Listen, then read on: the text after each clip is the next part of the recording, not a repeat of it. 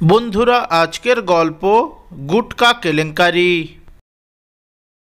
নীরব হইয়া কাঁদির বইরা জুড়াইয়া মাতা গো বান্ধবী ললিতা, তোর কোন কোন জায়গায় ব্যথা গো বান্ধবী ললিতা, তোর কোন কোন জায়গায় ব্যথা গো বান্ধবী ললিতা।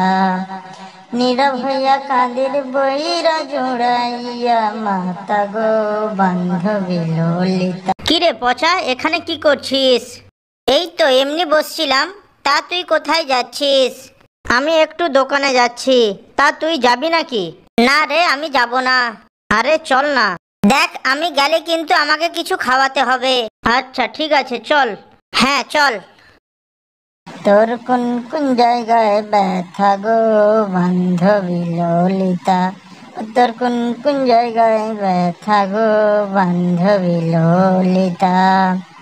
নীরব হইয়া কাঁদের বইরা জুড়াইয়া মাতা গো বান্ধবী ললিতা।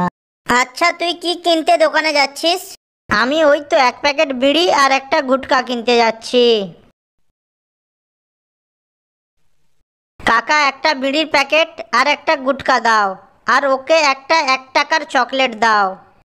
না, আমি চকলেট খাবো না, আমি বিমল খাবো।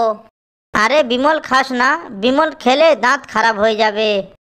আচ্ছা, আমি বিমল খেলে দাঁত খারাপ হয়ে যাবে, আর তুই গুটকা খেলে কিচ্ছু হবে না। ঠিক আছে কাকা, ওকে একটা বিমল দিয়ে দাও। কাকু কাকু, তুমি যে লটারিটা কেটেছিলে না, ওটাতে 1 কোটি টাকা লেগে গেছে। তুই ঠিক বলছিস তো? হ্যাঁ হ্যাঁ কাকু, আমি ঠিক বলছি। তুই ভালো করে দেখেছিস? হ্যাঁ কাকু, দেখেছি। চল চল, এক্ষুনি চল। আরে কাকা, আমার বিড়িটা দিয়ে যাও। ও তুই নিয়ে নে, আর টাকাটা ওটা দিতে হবে না।